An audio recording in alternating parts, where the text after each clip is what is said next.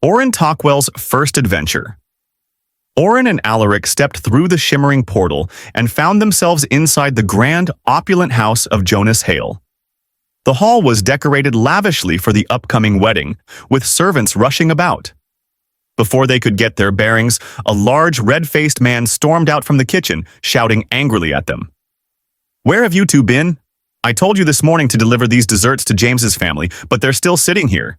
Do you want to be punished? If you don't deliver them now, the master will have our heads," the man roared. Oren stood there, confused and unsure of how they had become part of the story. Oren, the middle-aged man, became a young servant in Jonas's house. Alaric quickly tapped Oren, signaling him to nod and play along.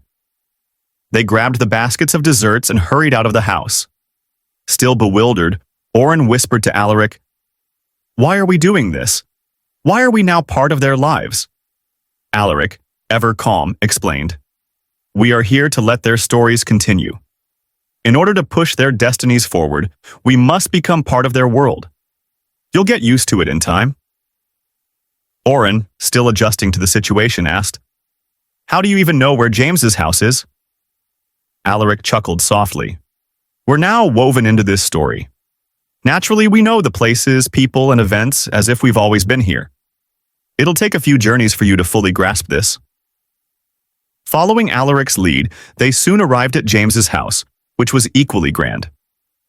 After delivering the baskets, they were led to the bustling kitchen, where an old servant was working alone, the air filled with the sweet and aromatic scent of the desserts.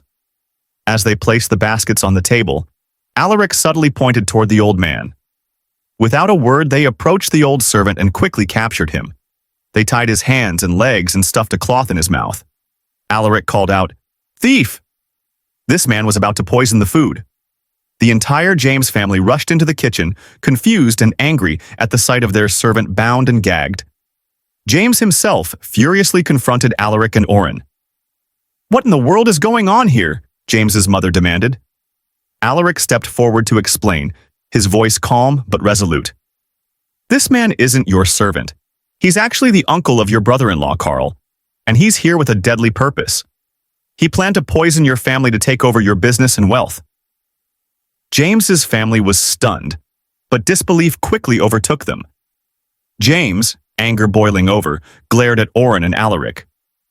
"You're just servants from Jonas's house, and you dare accuse my brother-in-law of murder? Have you both lost your minds?"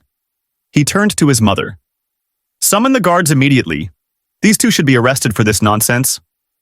Alaric was momentarily taken aback, his words faltering under the weight of the accusations and hostility.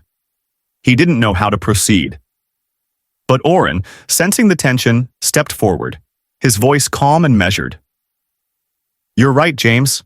We're just servants, but we're loyal to our master. He's given us shelter, food, and a job, and we wouldn't be foolish enough to throw all that away by making false accusations against your brother-in-law. You have every right to arrest us or even have us punished. But think for a moment. Why would we risk everything unless we were absolutely certain your family was in danger? Give us a chance to prove it." James's brother-in-law Carl scoffed loudly, his voice dripping with mockery. "Oh, please, I know Jonas has never liked me, never respected me as part of this family, but now his servants accuse me of treason? This is ridiculous." James's mother moved to call the soldiers, but his father, more level-headed, stopped her. "Wait, let's not call the soldiers yet. This is a family matter, and we need to be sure before involving anyone else." He turned to Oren, curiosity in his eyes. "How exactly do you plan to prove your accusations?" Oren pointed to the old man tied up on the floor. "Search his pockets. You'll find a small bottle of poison hidden there." James's father knelt beside the servant and pulled out a small bottle from his coat. He held it up for everyone to see, but his brow furrowed when he realized the bottle was empty. "There's no poison here. The bottle's empty." Oren remained calm, already knowing the answer. "The poison has already been used. It's in the wine bottle that's meant to be sent to Jonas's family dinner. Your brother-in-law planned to poison both families." A tense silence filled the kitchen as James's father signaled for the wine to be brought in. Once the bottle was placed before them, he uncorked it, and the distinct scent of poison wafted through the air. James's father poured a glass and handed it to the trembling servant. The old man hesitated, his hands shaking violently. When he refused to drink, Carl's plan began to unravel. Finally, the old man broke down, confessing everything. "I'm not a servant. I'm Carl's uncle. We planned to kill your family so Carl could take control of the business and the wealth." Shock and horror swept through the room. The entire James family stood in disbelief as Carl's treachery was laid bare before them. Carl and his uncle were swiftly arrested and sent to prison. The shock of the betrayal rippled through the James family. Their daughter stood frozen in disbelief, too stunned to speak, her eyes wide with the weight of what had just transpired.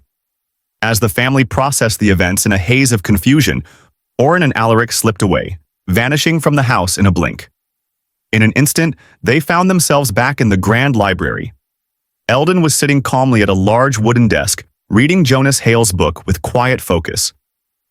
He looked up as they entered. Alaric turned to Oren and asked, "How was your first journey? Did you notice anything different?" Oren took a deep breath, suddenly aware of a change within himself. His body felt stronger, more vibrant, as if a hidden reservoir of energy had been unlocked. "I do feel different," Oren admitted, surprise evident in his voice. He looked down at his hands and arms and then caught a glimpse of his reflection in a nearby mirror. The middle-aged man he once was had transformed. His gray hairs were gone, replaced by rich dark strands, his posture straighter, his face youthful once more. Alaric watched with a knowing smile. "Your youth and strength have been restored." Eldon closed the book gently and nodded in agreement. To travel through destinies, you need the strength and stamina of youth. It's a gift bestowed upon those who correct the threads of fate. Oren stood in disbelief for a moment, pacing between the towering shelves of books, feeling the vitality coursing through his body. The mirror confirmed it. He had regained the vigor he thought was long behind him. He touched his face in wonder. I didn't expect this." While Oren was still gazing at himself in the mirror, he noticed a faint glow coming from one of the shelves. Curious, he approached, and a book seemed to be calling out for his help. Oren picked it up, feeling the weight of its significance. His second journey was about to begin. Hello, friends! How did you enjoy the first journey of Oren, Tockwell, and Alaric? Do you have any questions about the characters or the story? Please let me know in the comments section. Thank you for watching, and don't forget to subscribe to my channel for more adventures ahead.